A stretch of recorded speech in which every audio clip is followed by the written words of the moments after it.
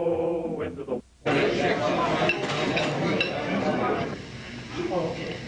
And I'm Dan Raymond, as you will find out anyway. I was in the 8th Air Force, but right now in my role as treasurer, we have $606.54 in the bank, plus the fact that $52 was picked up today on the raffle, which is going to be...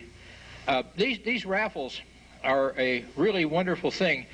Tom Pugh is the one that said we should do it, and we were scraping along. We usually had about $100 in the bank, and since we've had the raffles, we could afford to buy this PA system, and getting this Yamamoto exhibit into the Bayshore Mall is being paid for by raffles. So I appreciate the activity you guys have engaged in, and I appreciate everybody participating in the raffle. There's one book we had, it came back 2 or 3 times, and it gets profitable. And it reminds me of the beer that Daniel Freitas brought one time. I think we raffled that thing for about 6 months. And then somebody, you know what they did? They drank it. And it was a terrible thing.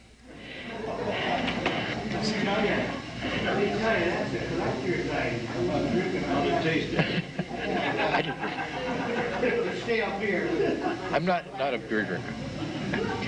Anyway, what happened here today is it's my job to find the programs, and last month I didn't do it, so I'm the program. It's you're stuck with me.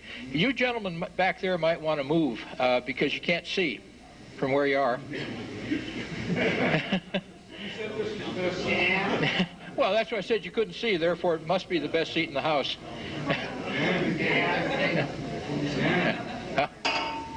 Oh, yes, Gene. Could you get Congressman Riggs' fax number and his address for it in a minute? I can do that. Yeah. The first little thing I've got to show you is the logo, or the insignia, the herald, if you will, of the 389th Bomb Group, and I brought that for one purpose only. I'm going to get kind of backing into something here, but I love the fact that they called this, first they called our group the Sky Scorpions, and nobody liked that name, and so then they changed it and they started calling it the Green Dragons. Now, where did they get the wonderful name Green Dragon? It was a nearby pub in the little town of Wyndham, and that's what they named the group after. I mean, this is logical sort of thing that we really need to do, is name an operation like a heavy bombardment group after a pub. I thought it had a lot of class myself. And another thing, just to set the stage, and by the way, on these things I always put them on upside down and backwards, and we might get it straight after a while. Oops. Well, I'm true to what I'm supposed to be doing. This is the crew. I'm going to refer to these guys now. The crew was actually not constant. Okay.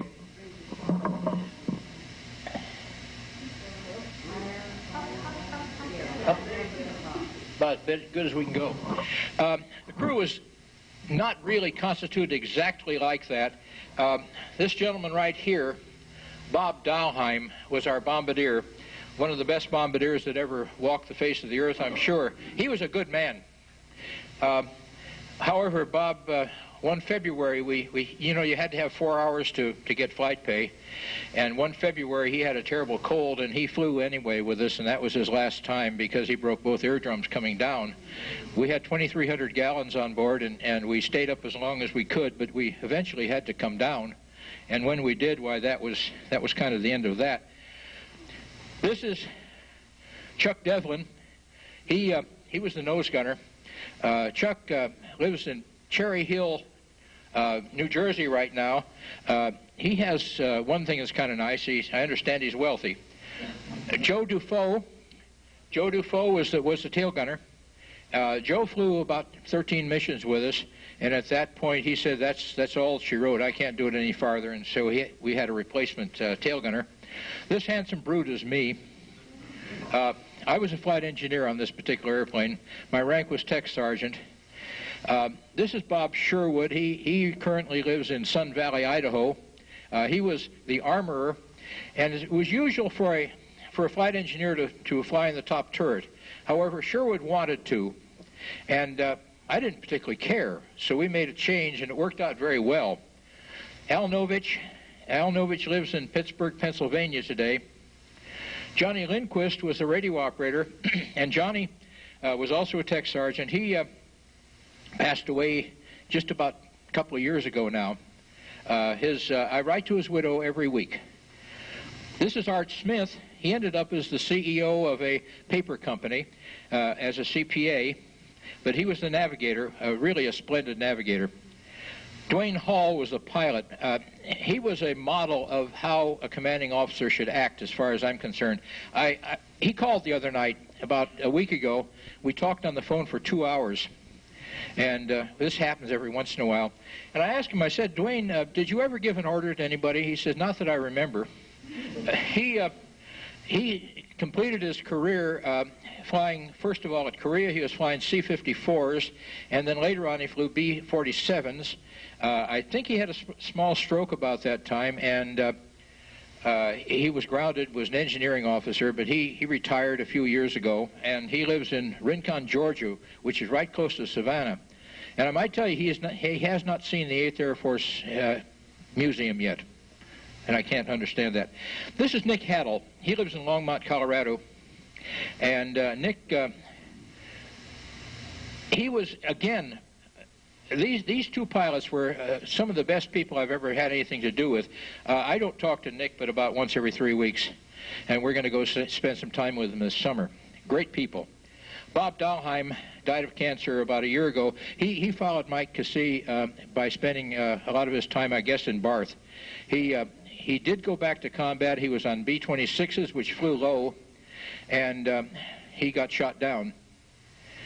So anyway, I just wanted to show you the crew a little bit, and what I wanted to do today was talk about a couple of things. First of all, a lot of you guys know a lot about these air forces and how they were organized during World War II. I thought I would take about 3 minutes to talk about that. Then I want to talk about these mysterious markings that you see on the sides of these airplanes, give you an idea what they meant.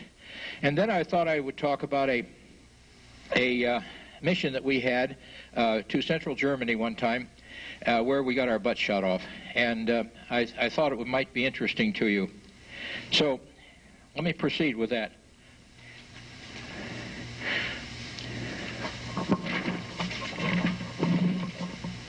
Oh, I have one more thing here too. We had in our, well, no, go this next. We're going to do this upside down and backwards.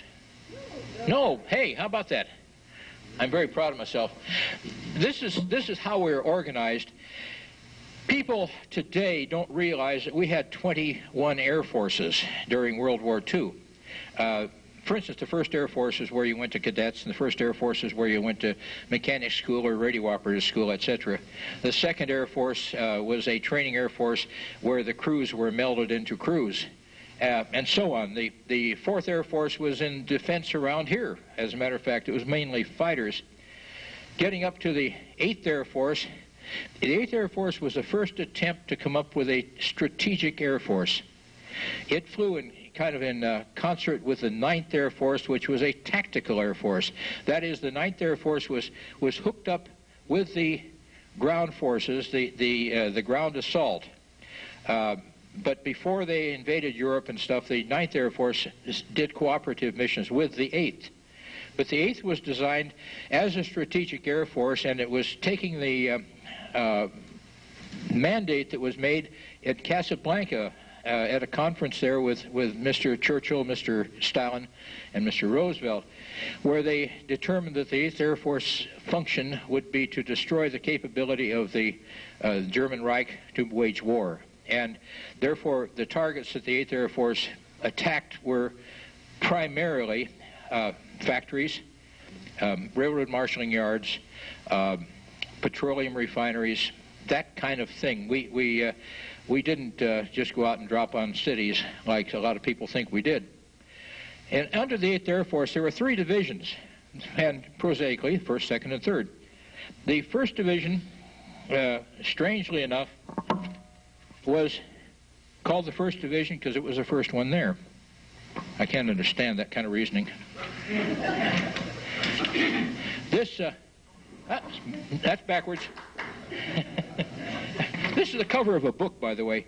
That is a 1st Division airplane, and some of you guys will recognize it as an obsolete type of airplane that some people were unfortunate enough to have to fly in. It was called a B-17. But if you were in the 1st Division, you flew in a B-17, and you could always tell 1st Division because they had the triangle on the tail. That happens to be a 379th Bomb Group airplane there. That's probably Dick Daniels sitting in the nose of that airplane. So the 1st Division was all B-17s, and the 2nd Division was all B-24s. Now, upside down and backwards. Well, no, backwards. Yeah. Yeah. That is a 2nd Division airplane. Now, the 2nd Division started the war by having a circle on the tail. The 3rd Division had a square on the tail. Like the 100th Bomb Group had a square D, just like the electrical switches some of us are familiar with.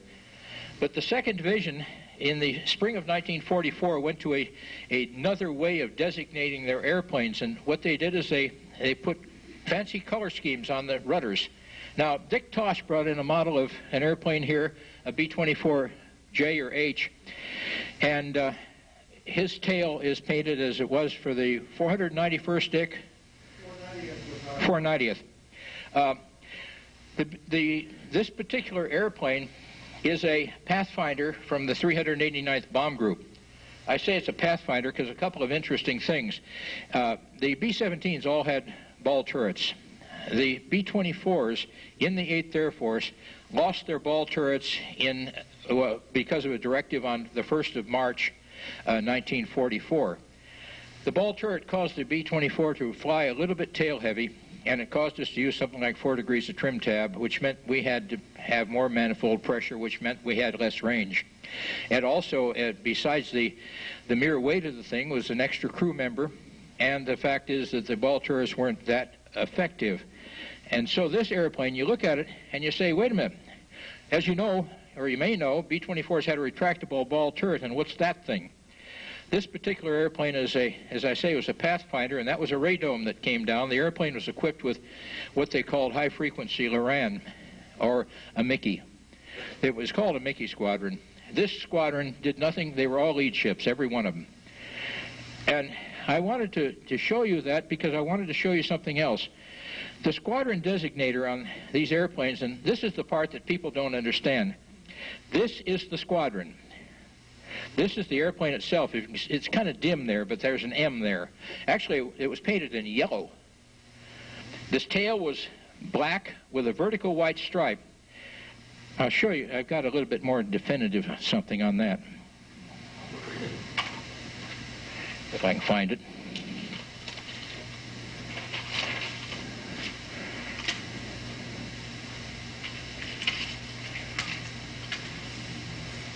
You know? Yeah. I'm talking here about that upside down. Hey, how about that? I should have a round of applause for that. This is the 300. Thank you. This is the 389th Bomb Group. And in the bomb group, if you looked at an airplane and you saw YO on the side of the fuselage, you knew immediately that was a 564th Bomb Squadron airplane. EE was a 565th, 566 was RR, and 567 was HP. And then on the tail, a 564th airplane had a J, for instance. J doesn't mean anything there. I just picked a letter of the alphabet. And the 565th had a minus sign over the designator on the tail. They called it bar J. The 566 had a plus sign, and that was J plus. And 567th was J with a minus sign underneath it, or J bar. And as an example of that, here's another picture of an airplane. This is one that His contemporary today, this airplane actually flew the war in the Indian Air Force, but it was, thank you, Merrill, but it was rescued by a guy named Dave Teichert, who brought it to the United States and then sold it to a fellow named Kermit Weeks. It happens to be painted with the colors of the 389th Bomb Group. Notice it has RR on the fuselage, and if you can see it, there's a yellow R in back of that. The black tail with a vertical white stripe, and on the top of the right wing is a circle C, just like the old designator. And this is what airplanes in our group looked like. And I have to show you one more picture merely because I have to show it to everybody all the time. This is B+. This is arguably the finest airplane of the entire World War II. That's us. It just looks like the other picture, Shirley. It's this particular airplane is the airplane to which we were assigned. George Cockman wouldn't understand being assigned to an airplane, from what he said, but we were assigned to this airplane, and most of our missions took place in this airplane. And I was very proud of the fact that this airplane survived the war. It survived our crew. It survived 2 more crews after us who flew until the war was over. And my top turret gunner Armour finally returned to the United States riding in the nose turret of this thing and saw it off to Kingman, Arizona, where it was scrapped. It was a very lucky airplane. It was named with a very strange name. They called it the Little Gramper Jr. And what does that mean? The original Little Gramper was one of the airplanes that went over with the group. We were replacements. But the group was sent down to Benghazi in Libya to participate in the first Ploesti mission on the 1st of August, 1943. And while they were down there, something was biting everybody, and nobody knew what to call this thing, so somebody started calling it the Little Grampers. Oh, you've been bitten by a little gramper. And so they named the airplane, just like they named the group after a pub, they named the airplane after this biting insect in Libya. That airplane finished its tour and became an assembly ship for the 491st Bomb Group, as a matter of fact, and it was scrapped in 1945. The airplanes with that designation were very lucky because they had all kinds of things happen to them, but they didn't kill a lot of people, and they survived the war and were done away with by plans rather than by enemy action. So I thought one more thing I would do before I got too boring. Talk about how these things... There's an airplane with a circle C on the tail, and I thought I would mention how these missions started and what happened with them. The first airplane to take off was an assembly ship. This is an assembly ship. This happened to have the name, you'll be surprised, the Green Dragon. Those airplanes were fun. They were really kind of fun to fly if you ever had the opportunity. That was a B-24D, and it has no top turret, it has no ball turret, it has no tail turret, it has no guns, it has no bomb racks. In fact, it has nothing except 4 good engines, toothpick propellers, and they used to cruise at about 260 miles an hour. They were hot. They were nice airplanes, but the first airplane that would take off when a mission was starting to go out was the assembly ship. Now, that particular airplane, I formed on it one time at night, and that airplane had a red arrow that flashed on and off on the side of the fuselage, and then a great big red C that flashed on and off. And they would sit up there in orbit, and you would look for an airplane that looked like that, and shooting that color Very pistol flares too that we'd been briefed on looking for, and they formed the formation on these assembly ships. And every group had an airplane that was painted in this sort of garish sort of fashion. I don't know what the 1st Division did or the 3rd, but that's what we did. When we took off, the weather in England is beyond belief, as you probably know. A lot of you do anyway. When we took off, what we did, we had a crosswind runway that was about 6,000 feet long. That was our longest runway. We had one that went into the wind, but it was only 1,000 feet long, so we didn't use it. But when we took off, the first airplane that would, after we marshaled, you know, we'd marshal head to tail, and the first airplane would sit there and wait for the green light from the Caravan, which was a little kind of like a house trailer with an Astrodome on it. And he would park his, he would set his parking brakes, and he'd run the engines up to war emergency power or whatever he thought he needed to get off the ground.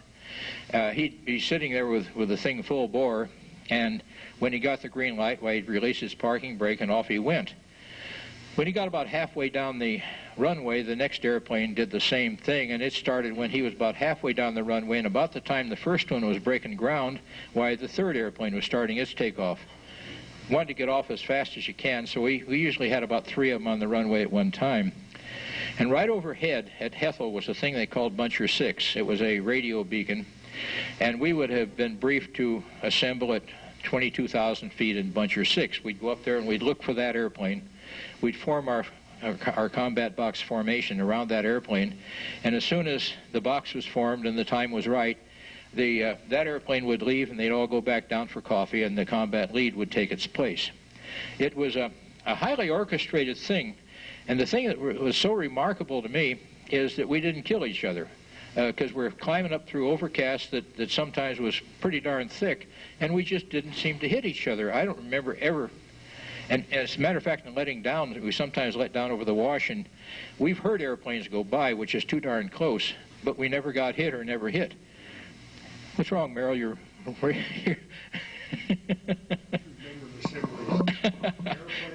yeah, it was, actually it was pretty hairy. So with all of that, oh, by the way, I have one other thing. It has nothing to do with anything I've been talking about. Merrill, put this on there, would you please? And I want to move along because it's getting to be like 1:30. This is one of our officers. You probably remember him. He was the big movie star, but he was actually a hell of a fine man. And the fact that he was a movie star didn't go to his head. He was the deputy wing command, and the 2nd Combat Wing was based at Hethel at a place called Ketteringham Hall. And those lucky folks were right underneath our takeoff path sometimes, and I can just imagine trying to get any work done in that building with B-24s going over 25 feet over the roof. But Jimmy Stewart was a good man, and we were fortunate enough to have him fly with us a couple times. We were always surprised because we thought he was a bird colonel, that he'd be flying with us as command pilot, but he never did. He just kind of sat there and enjoyed it. By the way, the definition of a combat mission, if nobody's ever given you one, it's periods of intense boredom punctuated by periods of absolutely terrible tension.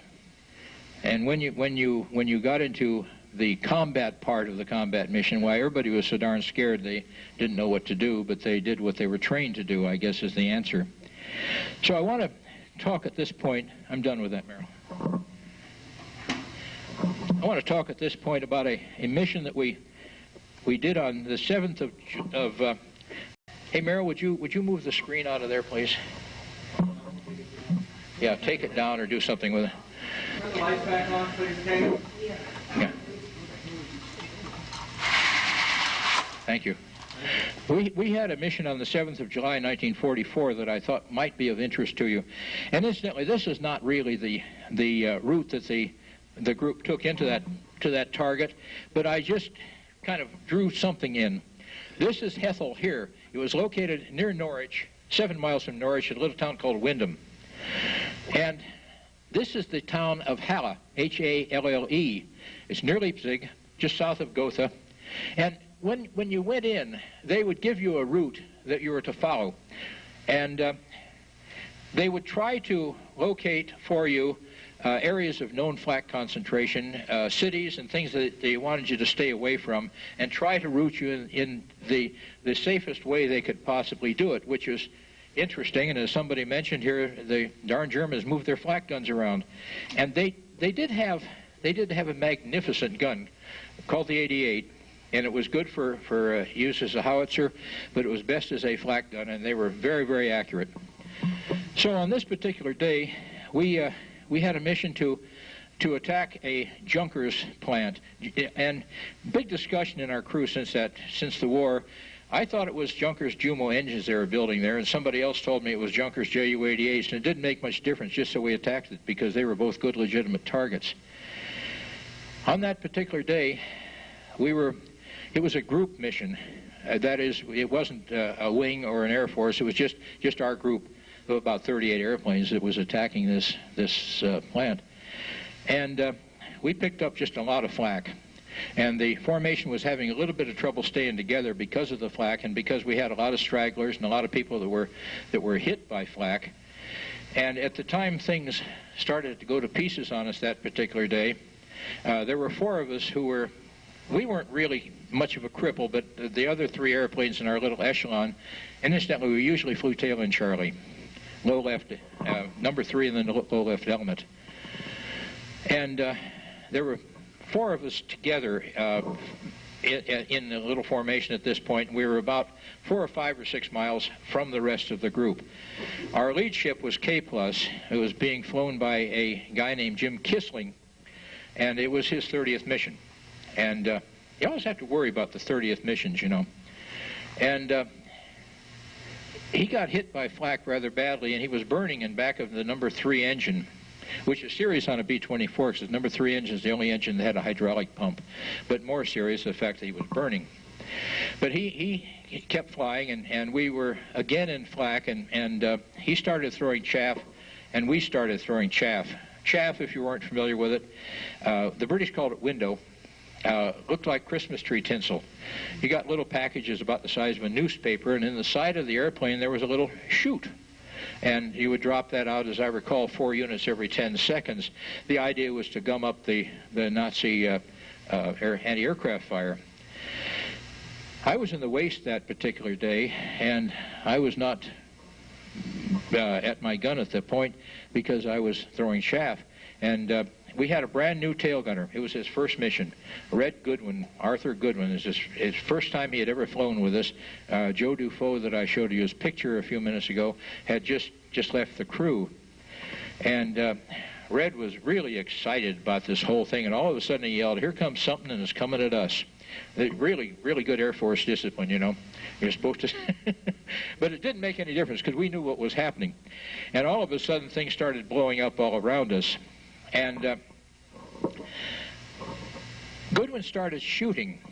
And by the way, one point, you see these pictures of these guys firing guns in aerial combat. Just a word about that. The waist gun of a B-24 carried 280 rounds. 280 rounds, that's enough for about 15 seconds of firing, and then you're out of ammunition. The tail turret had 1,400 rounds, the top turret had 500 rounds, but the flexible guns just had less than 300 rounds. They fired at a cyclic rate of better than 800 rounds a minute. Therefore, you didn't just stand there and just shoot bullets out in the air because you didn't have very many bullets, and if you needed them, why, you needed them very badly. Of course, my waist gunner, Al Novich, always had a spare box of 50s back there, and in addition to that, he had a lot of flak vests all over the floor, and that was kind of nice when there was a lot of flak. But we were a little tail heavy because of that too. But in any event, and Duane Hall let him get away with that. I mentioned that to him one time a year or so ago, and he says, yeah, he says, and it was kind of bad because everybody would come to me and say, Duane, God darn it, where are all the flak vests? And he'd say, go out to B+, that's where they are. And they were. we had a lot of flak vests. And anyway, at this moment, I got back up to my waist window, and Goodwin was shooting, and he didn't know how to take his finger off the trigger. I mean, he was just pouring fire into something. And what he got was a Focke-Wulf 190. We were hit by 9 Focke-Wulf 190s, 4 B-24s, 3 of them cripples. We're hit by 9 Focke-Wulfs. And let me tell you, the odds are not too good at a time like that. And we were all by our lonesome, and these Focke-Wulfs were all over the sky. But Goodwin, the guy flying the Focke-Wulf in back of us just came at us at 6 o'clock level, and Goodwin shot at him, and he shot at us, and Goodwin shot faster or better or something because the guy ejected the canopy and stood up and put his hands to his face and fell out of the airplane. Consider that being shot down. I got back to my waist window, and there's a guy out there about 50, 60, 70 yards away, and he is shooting at K+. Now, K+, for some reason, instead of being over to our right, was over to our left a little bit. And I talked to the co-pilot about that later, and he told me why. But anyway, he was sitting there. He was pumping shells into K+. And the Focke-Wulf, by the way, had 20-millimeter cannons and 9.7 machine guns. They were a formidable airplane, and they're another word you have to use for them. They were gorgeous, absolutely gorgeous. If you ever saw them up close, and could be objective about it, but we weren't too objective. But anyway, I fired one great big long burst at this guy, and he looked at me, and he peeled off, and he went out about a half a mile and blew up. At the same time, the airplane that Goodwin had been shooting at had hit us pretty badly. Our left fin and rudder was gone. I mean, we left it in Germany. We lost about 4 feet of our left wingtip, and we had oil coming out of our number 1 engine like you won't believe. Now, each of those engines had a hopper tank. They don't have a crankcase per se. They have a hopper tank of oil, and I think it was 128 gallons of oil that they carried, each engine. And we were pumping oil overboard as fast as we could. And there was some damage to the top of the wing. The top turret gunner claims that he could see the main wing spar shot in half, but I don't believe that because, gee whiz, the wing didn't collapse. It stayed on. But I screamed at the pilot that we were losing a lot of oil on number 1 and to watch the oil pressure, and because the propellers are feathered using engine oil. And if you run out of engine oil, you can't feather the propeller. And if you can't feather the propeller, the engine will windmill on you, and then you have a dangerous situation, and it also makes it impossible to fly very far. So they did feather that engine just as the oil pressure started to fluctuate a little bit, and so we were safely feathered. But we were hurt. We were hurt pretty badly. One of the things I saw as all this was going on was the anti-icer tank. Now, the anti-icer tank is in back of the main gear, the main wheel, landing gear, and it was a fairing, and it had been designed as a tank to hold isopropyl alcohol to use in de-icing the propellers, but we drained them and flushed them with water because they had a bad habit of blowing up if they got hit by anything incendiary. And I saw that anti-icer tank go floating back. And on our right wing was an airplane called Z-Bar, and I looked over there briefly, and there was Z-Bar. She just blew up. And the other airplane that was with us was gone, just gone. I don't know if it blew up or just what happened. Nobody really can account for for 2 questions: exactly who they were, except they were our group, and exactly what happened to them. But all this time, K+ is still in the air, and and Johnny Lindquist. Johnny Lindquist was our radio operator, and Johnny is on an emergency channel talking to Plymouth, England. And he told him he needed a fix so we could call fighters, and the guy says, hell, I'll call the fighters, and so we did. And a couple of minutes later, here come 4 beautiful, gorgeous, absolutely perfect P-38s. Can't say anything nicer about them. And they quickly dispatched the rest of the Focke-Wulfs. We later learned that one of the reasons this sort of thing happened the way it did is that the pilots that the Luftwaffe was putting into the air, some of these pilots in these Focke-Wulfs had as much as 18 hours of flight instruction. Now, I think when an American pilot had 18 hours, he was maybe thinking of graduating from Piper Cubs or interstate cadets, and maybe going to go as far as primary training or advanced. But these guys were in combat at 18 hours, and what had happened, the Luftwaffe had a lot of airplanes, but they didn't have a lot of pilots. And one of the things they did is when they started running short of their old veterans is they took their flight instructors and said, okay, you're a combat pilot now. And so they threw all of their experienced pilots into the fray, and they were killed. Our pilots were well trained. Our airplanes, at this time, in the summer of '44, we had P-51 and P-38 escorts, and our guys had good equipment, and better than anything else, they had really fine training. And we had air superiority. So anyway, these 38s came, and they stayed with us for the longest time and they called, or we called, in any event, why we had another group of fighters come and join us. They always flew in flights of 4.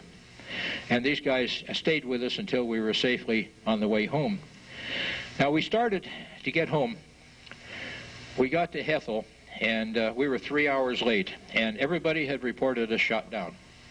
which meant, by the way, that our bicycles were gone. You had to have a bicycle in England because you couldn't get from point A to point B in any sort of decent time without a bicycle, because the fields were spread out all over the place. Our bicycles were gone, our clothes were gone, everything we owned was gone when we got back. But as we got back, we called our tower. Our tower, by the way, was Pussface. I always liked that name. Our call letter was Downfall B. Baker. And if you were calling for fighters or talking on the VHF over the continent, why, you were always Vine Grove. I don't know what I think that was 2nd Division. And they had a number which changed daily. For instance, it'd be Vine Grove 2-3, and you would call for fighters, and you'd call for a balanced fighter, and they would respond. They would try to find you. And they were damn good at finding you, I might tell you. But you'd give them where you were, which way you were going, what your altitude was, if you were losing altitude, etc., etc., etc. So, in any event, we got back to, I forgot one salient thing.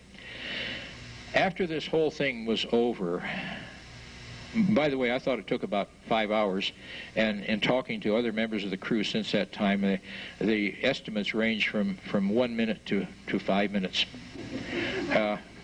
But it seemed like an eternity. I mean, everything was going off, and things were blowing up all over the place, and guns were shooting, and airplanes were dying, and it seemed like all afternoon. But after everything was over, why, I realized that I had not transferred the fuel out of the Tokyo tanks, the wingtip tanks. There were 6 wingtip tanks on a B-24, 3 in each wing, and there were 12 main cells, and you had a variety of options on how you ran the gas, where you got it from and what you did with it. And so I decided to better transfer the fuel out of the left wing. And so I started transferring fuel, and it started running out of the wing. And the waste gunner says, hey, you've got gasoline running out of the wing. So I stopped that transferring of fuel, and so we had about 375 gallons of gas, enough for about an hour's flying in the left wing we couldn't get at. At the same time, we had one other little thing. We lost about 4 feet of the left wingtip. Now, the airplane will fly all right with that kind of damage, but the problem is out there in that 4 feet of the left wingtip was a remote indicating compass transmitter, which meant that we had 2 compasses left. We had a magnetic compass, and we had the radio compass, which of course was no good because there were no radios. So we had to fly with a magnetic compass, and fortunately, about 2 days before that, we had swung the darn thing, so it was fairly good. So we got back to England, and we called Pussface Tower, and we told them that we were who we were, and that we wanted to land. And they said, no, there's a practice mission up. Orbit the field until we tell you. And so I nudged the co-pilot, and I says, hey, Nick, tell them we got 10 minutes fuel. And so he did, and I was a liar. We made a straight-in approach, and I told Hall, the pilot, that I thought we had a flat tire on the left side. And he says, okay, we got a problem. Nick and I are going to be busier than anything, so I'd like you to play with the throttles and try to steer the thing as much as possible with the throttles. So as we touched down, by this time we had confirmed when we put the gear down that the left main gear was flat. As we put the thing, as we started to touch down, why, I pulled the throttles back on 3 and 4. Number 1 was feathered, and gave war emergency power to number 2 to try to steer the thing, because we started pulling immediately to the left. And we started to turn when we ran out of gas. We were going 125 miles an hour across the field, and we were completely out of control. We were heading towards the control tower, and people were jumping off the control tower. There was a little British Percival gull sitting out in the middle of the field, and I don't know why this strikes me as so funny, but there was a guy out there with a rifle guarding this airplane against people like me who might steal parts of it. And as he saw us coming, he jumped over the airplane and got underneath it. And I thought, that's a stupid thing to do. But we missed him. We missed him, and we missed the control tower, I swear, by about the 4 feet that we lost over Hallett. And we came screeching to a halt, and there was a line of trees out in the middle of the field. And if you know British fields, that wasn't particularly unusual. And the control tower's out in the middle of the field, too, which wasn't particularly unusual. But anyway, we went across the main runway again and went screaming in towards this row of trees. But it was, I guess there was a swamp a little bit out there because we stopped and everything was silent. And we started to get out of the airplane. And, of course, you know, a B-24 sits about, what, 1.5 feet off the ground. And flatten out the main gear and put it in mud. And let me tell you, getting out of that thing is no trick. I mean, it was not easy. We finally got out of it, and the crew chief got there, a guy named Jess Johnson, a master sergeant, great guy. He gets there with his bucket and broom, and he says, I'm going to drain some oil so I can take a look at the damage on your tail. So he opens the fuel petcock, and nothing came out. And I said, I told you the thing had no gas.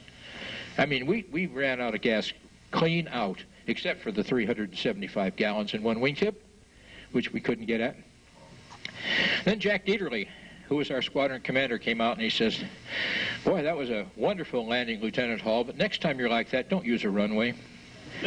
Now, that makes good sense, but at the time, I felt like hitting him, you know. But that was our day at Halle. It was kind of exciting. In fact, it was very exciting. We were the only survivor out of 4 stragglers, and by golly, you know, we shot down some fighters, and that was unusual, but that was merely because of the lack of expertise on the part of the German Luftwaffe. With that, you want to have the drawing, Daniel? I'm done.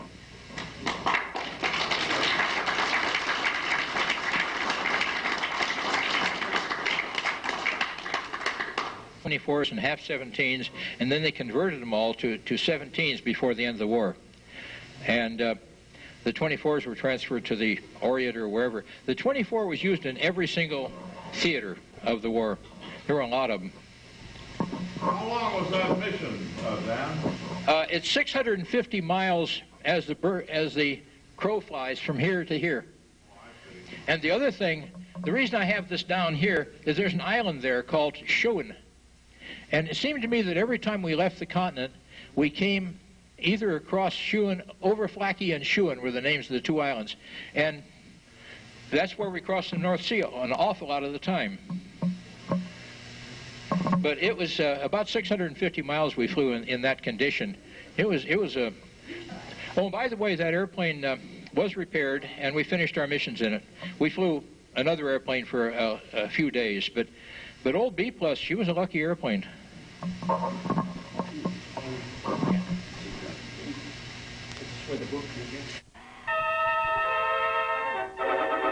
Clear! Clear! Contact! Contact!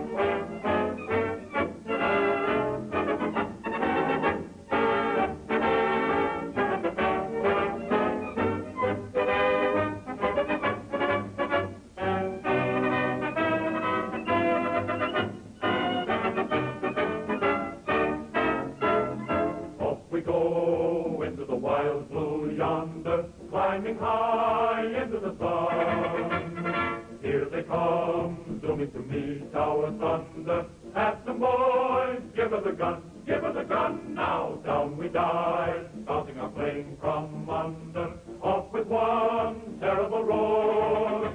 We live in fame or go down in flames. Boys, nothing will stop the Army Air Corps.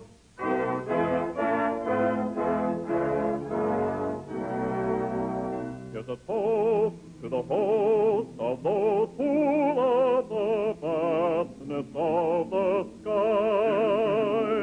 To a friend we send a message of his brother men who fly. We drink to those who gave their all of old, and long we roar to score the rainbow's pot of gold. A toast to the host of men we boast, the Army.